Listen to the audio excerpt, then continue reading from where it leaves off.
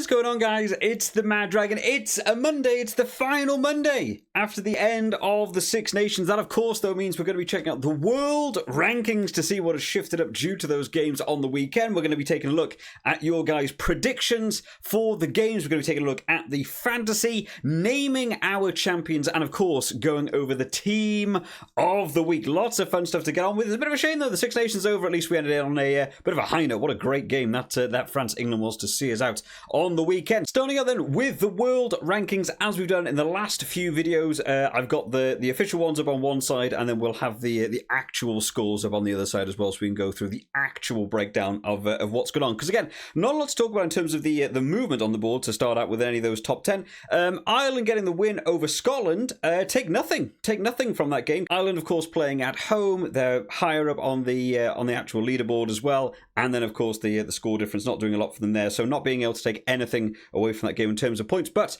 they finished their Six Nations still second in the world. Down then in 4th and 5th place, France and England not switching around, that gap getting a little bit wider though, 0.6 going to France taken off of England, so that gap separating out a little bit now to that 87.92 and 85.75. Scrolling a little bit further down then to where we first get to our shifting around, Italy getting that win over Wales, which I did say in the preview video I did see going that way. I didn't expect quite as close score by the end of that game. I think the scoreboard's awfully flattering for Wales at the end of that one, but Italy taking away 1.36 from Wales sees them leapfrog up into 8th place, and Wales unfortunately going to be crashing and burning down into 10th, getting quite close now to Australia, getting ever closer towards that Fiji there on that 76.38. Elsewhere in the world then, Georgia have also gone up a few more points. They got plus 1.34 from their game on the weekend. Tonga jump over the top of Portugal, because Portugal obviously lost to Georgia, which is, I think, a good result for Georgia, to be fair. Portugal looked very good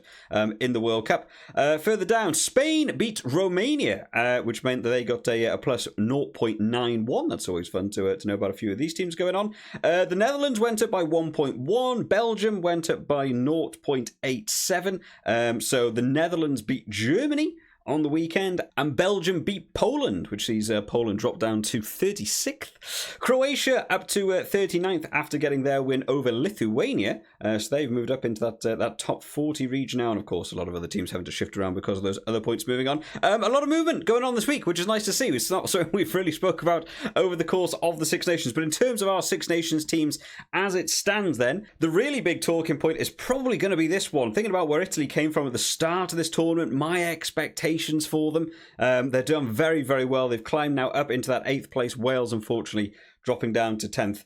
Scotland still holding out in 6th, England in 5th, France in 4th, and Ireland still holding out in 2nd place. But obviously that loss they had to England a week ago has really separated them out. So South Africa absolutely out there right now as the top team in the world, still at the end of the World Cup. Moving on to the Predictor Series then. How did we all get on in our predictions? Now, I think I made a blunder during this. Now, we'll start out with this Wales versus Italy game. Italy took this one by 3. Now, you'll see down here, I put Wales to win this one by 7. Now, I didn't think Wales would win this one by 7. I'm actually going to put up on screen for you guys, hopefully, some of the bets I put on this weekend, and I absolutely backed Italy. I backed Italy in the fantasy. I backed Italy everywhere else. For some reason, in my brain, when I was locking these scores in, I saw the polls that we did on the channel. A lot of you guys also agreed. You thought Italy were going to win this game, and I knew I was relatively close to the top. I decided to go for an upset and pick Wales to win, hoping that maybe I would be wrong in my prediction that Italy would win, and therefore I'd be able to steal some points this round, and it would really boost me up that top end of the board. When I went through that thought process, I didn't actually think about the fact that had I just gone for Italy like I predicted, I probably would have done Italy by about 5. So they won by 3. I probably would have got 1.5. Plus, I would have got the Grand Slam point. And I forgot about that. So I should have ended 2.5 points more had I just done it correctly rather than trying to be clever and smart about it. So when we get round to the final leaderboards, you won't be able to see them at the minute because I'll have them all blocked out below my name and what have you. But yeah, I think I might have screwed myself, but I'm trying to be smart, which I should just never try and be. So Italy took this one by 3. Let's see what went on in the wonderful world of these predictions. A lot of people still went for Wales, still had high expectations for Wales, but as expected, a lot of people also going for Italy. Then where you wanted to be was around this marker. A few people went for bang on 3. Stephen Thompson, Christopher 113, John Roy, and Bears Gamer also getting in there with Italy by exactly 3. You guys all splitting that point between the 4 of you. Picking Wales there, maybe not the right move for me. Moving on to game number 2, Ireland versus Scotland. Ireland took this one by 4. I went big because I'm trying to find a sneaky way to get points. I thought go bigger than a lot of other people will have, and I was absolutely right. A lot of people stayed in this region. I went a little bit further outside, hoping Ireland might have a great game. They did okay, but by 4 was certainly not what I was expecting. Where did we want to be? Down in this list, a lot of people going for Ireland. A couple went for Scotland. Wee Lurch came in on Scotland by 77. Big old score to go for there. Only one person then. Anya gets it right. Ireland by 4. Bang on. Takes the whole bonus point for yourself, which is massive in this predictor series because being able to take an entire point just for yourself is a big, big result. And then finally taking a look at France versus England. I said France by 12. They eventually took it by 2. Much closer than I was expecting it to be. England came out all guns firing in that one as well. I was actually out there quite hot top end. A lot of people didn't think France were going to take that one comfortably. Again, I went bigger, hoping to try and sneak some extra points in along the way. Where did you want to be? A lot of people taking the half bonus point this week. Oh my goodness, a lot of people taking the half bonus point. You wanted to be where Milan is, coming in there with France by 2. Bang on, another full bonus point going the way of someone in this week. My goodness, there's going to be some big switch-ups in terms of that leaderboard, I think. Have a look then. A couple of people went for England. Some people went a little bit further out for England there. Some people also taking that half bonus point for going for a low England win as well. So, how does it stack up in terms of the round? Who begins to take their Mr. Cucumber, who I don't think I've said your name in this video. I'm awfully sorry, Mr. Cucumber. We've missed some big results along the way, apparently, there, but you came in top of this round on 5.5. Stephen Thompson and Christopher 113 come joint second on that 5.25. Those Grand Slam bonus points could be big, big deciders. We'll have a bit of a scroll down through our top 10. Quite a few people here getting the 5 of the top: Highland Cow, Lepore, Garlic Bread, Oro Water, Ty Pierre, and Poxy. Bears Gamer coming in there on 4.75, a standalone Scottish Squid, and the Finn Russell Hustle, that's a cool name, coming in there on 4.5. We'll have a scroll down. There's Anya and Milan, who got their full bonus points. Still only ending on 4 there. I imagine I've done pretty terribly because I backed Wales and I just shouldn't have tried to be clever. Yeah, there's me on 2. A few people on 1.5. I ended up getting much lower down than I expected to be. Taking a look then at the overall leaderboard. Who takes the championship? It is Christopher 113, finishing out on 18.75. Fantastic. And got a bit of daylight between you and second place, to be fair. Etai came back strong in the final round there, getting a good score. Jumps up 6 places up into second place on 16.5. Very, very respectable second place. And Stephen Thompson said the name a few times today. Jumps up 7 places to finish in third on 16.25. But congratulations to Christopher. We'll have a scroll down so everyone else can see their name. Did I finish in the top 10? I doubt it. I ruined my own thing, no doubt. David Wakefield, sorry, there just dropped down 3. I also realised he had such a great round. Last round, Poxy up 7. Do Like Curry down 1. Oro Water up 8. Pierre up 12 to get into that top 10 right at the end. Bears Gamer holds out in 9th. Highland Cow taking that final top 10 position on 15.25, joint with Bears Gamer there as well. I dropped down 7 places, finished on 14. Just to go back to it, had I done what I should have done and just put Italy by 5, which is what I was going to do, I should have 2.5 points more, because 1.5 from Italy and the Grand Slam. I'd have finished on 16.5. I'd be third. Why did I do it? Why did I try and outsmart the system of Superbru? Just do who you think's going to win. Don't do what I did. I could have finished third. That would have been my best result ever in the predictor. And I tried to be clever. Don't ever try and do that, guys. Don't copy what I do. Alex M dropping down 12. Goby down 3. Locks are loaded down 3. One of you climbs up 5, which is nice to see. We're scrolling. There's Anu, got that bang on score. Scottish Squid climbs up 14 places. Mr. Cucumber goes up 18. Winner of the round, up into that top 25. Big Brain Kean seals us out in the top 25 there as well. Pedri's gone down 20. What happened, Pedri? Not your round for the final one. Dropped down 20 places from 6th down to 26th. The Finn Russell Hustle comes up 11 places up into 29th. Villa Farrell and Garlic Bread also climbing some places there. We'll have a bit of a scroll down so everyone else can see their names. There's Connor Does Rugby, another YouTuber in the rugby space. As we keep on scrolling down, Wee Lurch came bottom of the round, unfortunately dropped down. There was 11 places. Still going down. Oh my god, we had a lot of people join in. Thank you to everyone who has joined in through this. I hope you've all enjoyed this.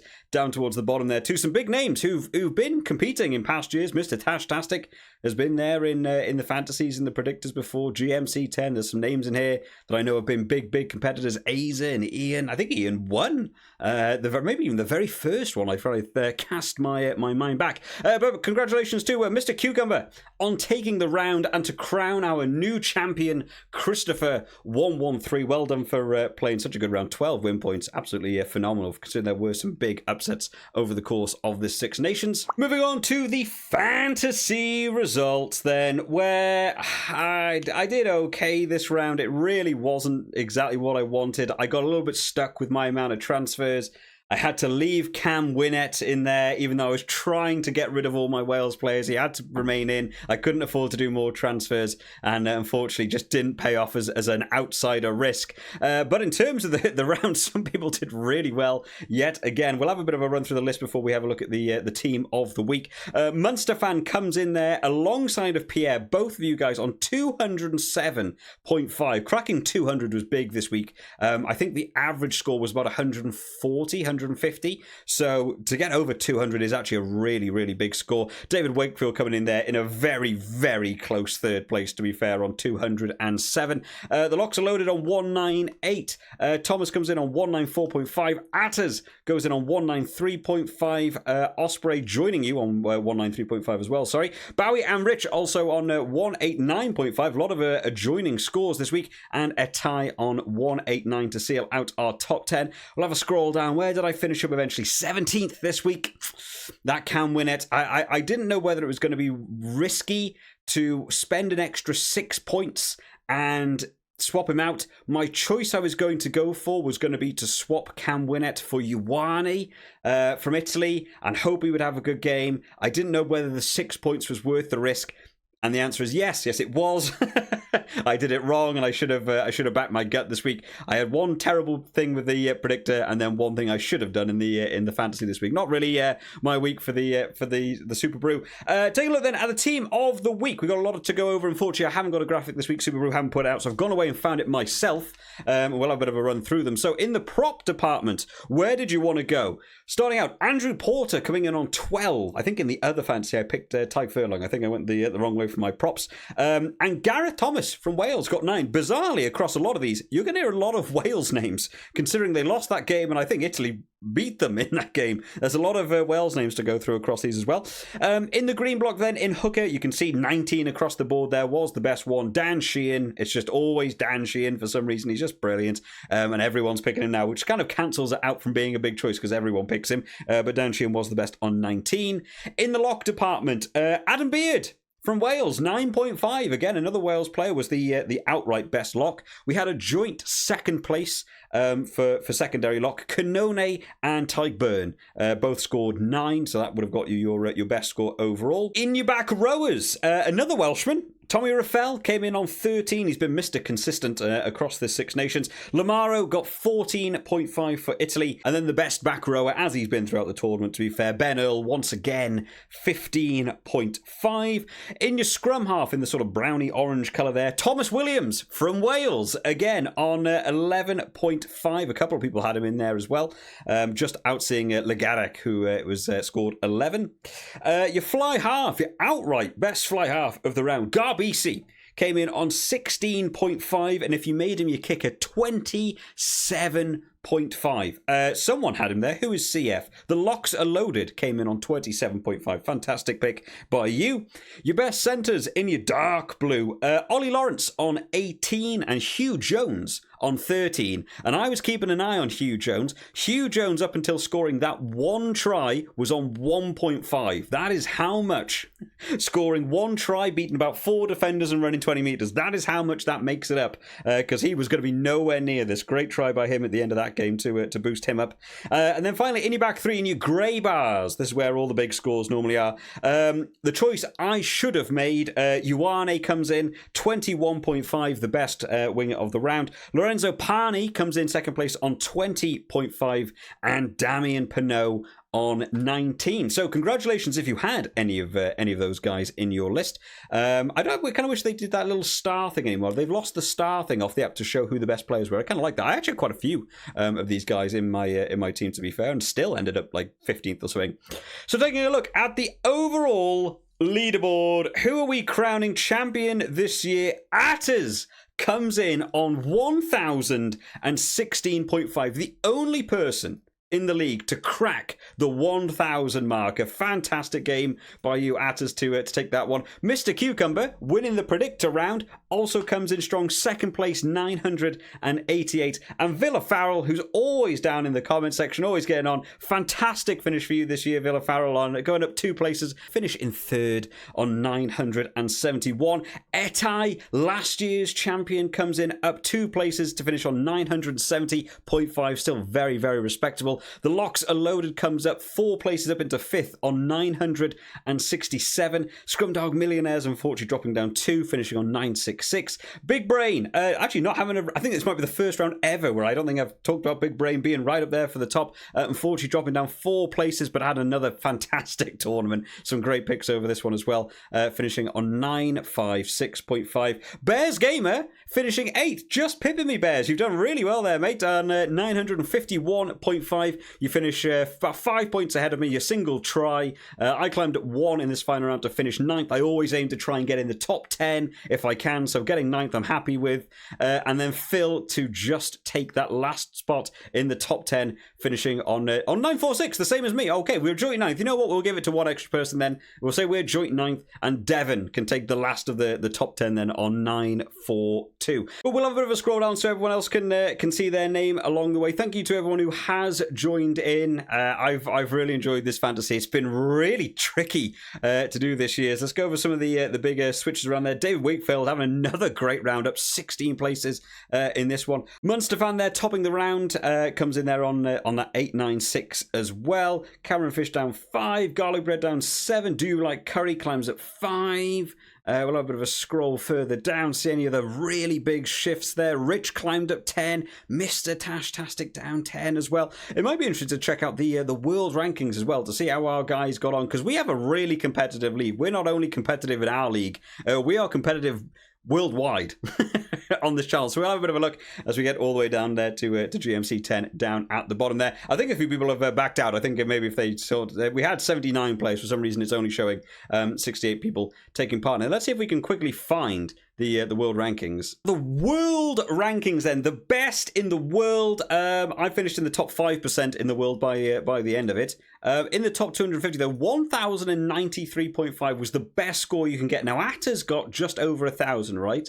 So let's see if we can find Atters. Atters must be not even top 50. Wow, I thought it'd be top 50, maybe top 100, surely. Got over that 1,000 marker. There we go. There's Atters, came 75th in the world. I mean, this is how competitive we do have. We have a lot of people that compete for that top spot. We saw it in the World Cup as well, right? So many people getting in there. We'll have a bit of a scroll down, see if there's anyone else from our names. Everyone else seems to be above the 1,000 marker. And then Mr. Cucumber had 988, I think it was. Oh, no, it finishes on 989. Mr. Cucumber, so close to getting into the top 250 in the world. Such a shame for you, mate. But you still did very well. Still came second in our league. But massive congratulations to Atters on another fantastic tournament for you. Doing really, really well to finish that top spot. Only person in our league to get over the 1,000 marker is an incredible thing, considering only, about 200 people in the world got over 1,000. I think that's a pretty solid achievement. And then to see us out for the day, how did we get on in terms of our Guinness Six Nations fantasy? Now, some of these picks were great. Some of them were awful. That's been pretty much my entire tournament, right? From some of those names you talked about, Damien Pinot as a captain was a great call for me on 74. Brex and Ollie Lawrence. Brex actually outscored Ollie Lawrence in this one. I still don't quite grasp all the scoring system for this one, but they did very well in terms of my centre partnership. George Furbank got injured instantly in the game. Last minute decision making I had to do there. I had to drop Ramos because he was playing 10, not not 15 where I was going to put him, which was a bit of a shame for me. Rio Dyer only scoring 15, not great. Thomas Williams only getting 14, considering being the best scrum half in the Superbru one as well. Tommy Raffel and Ben Earl still did very well in terms of my back rowers. Negri there also getting 18 points. David Jenkins and Ty Byrne about even there in terms of the lock department, and then Dan Sheehan just exploding again. 28 points for Dan Sheehan down there. I actually reached 29th this round. I think that's my best breakdown ever. Oh, that's a really useful page that I've only just found to basically break down my points. I didn't know that was a page. I've just found that in the video. Ross Vincent also got me 33. That was actually quite a good call coming on from the bench then. Well, taking a look then at the rankings, who takes our first ever official Six Nations one? Joe Dower, who's been leading from the front the whole way, been absolutely monstrous, getting up there on 2,144. I don't even know if I got past 1,000. So 2,144 is massive. Lacideo das Elias, I'm going to have to learn how to say your name because you've done very well throughout this tournament and tripped me up on my pronunciations along the way. Raj is the winner, comes in on third place, up 6 places there to finish on 2069. Try again climbing up into fourth place on 2065. Scrumdog Millionaires dropping down 1 on 2061. Chris holds out in 6th place on 2051. Houston down 2 after having such a great early start to this tournament. Rod Cream's Dream Team climbs up into 8th place. Habanas in Pajamas, I'm going to say it right this week because I struggled last week, goes down 6 places into 9th. And Carberry's Chocolate climbs up 8th place to finish out in that top 10. We'll have a bit of a scroll down because my aim in this one was to finish top 50 because I didn't think I was going to do very well in it. We'll have a look to see if I've managed to get into the top 50. You can see some of these names crossing over. Did I manage to get in to the top 50? Oh, he was so close. He was so close. I climbed up 6 places. How far was I off? I am 1 point off finishing in the top 50.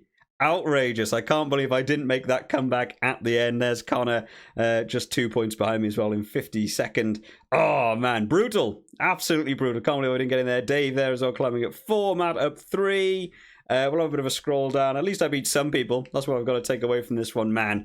Absolutely brutal. I couldn't quite manage to get into that top 50, which was my aim for it. But congratulations to Joe O'Dow for being our first ever winner of the official Guinness Six Nations one. I still need to learn how to do better at this one because I still don't quite grasp it all. But thank you to everyone who has taken part in one or the other or both of them because it's been so much fun. I hope you've really enjoyed the content over the course of the Six Nations. I'm knackered from doing so many different videos and stuff. We've got a bit of a break now before we get up with some more rugby content. Hopefully, Rugby 24 will be coming around. I was kind of tempted to try and do some coverage for the Women's Six Nations. I just don't know a lot about it. I might try and use this year as a bit of a learning year for me and maybe next year do a little bit more about the Women's Six Nations. They don't have a fantasy, which I found really weird. They don't have like a Women's Six Nations fantasy. You can only do the Predictor series. We could still set one up on the channel if people wanted to. We could still cover them on Monday's videos and go over some of those if we still fancy it. But there we have it, guys. That's going to round off the Six Nations. We may well be doing another stream this week. I've been really enjoying the weekday streams. Have been a lot of fun. So we may well be doing a stream. Keep an eye on the community tab. And of course, at some point, I need to do my predictions versus reality video, which I don't think I've done very well at for the Six Nations. So if you enjoy seeing someone be really wrong about predictions because you're a sadist, then come watch that video. Hit the subscribe button. Let yourselves know when that video comes out straight away. I hope to see you all next time, guys. Bye-bye.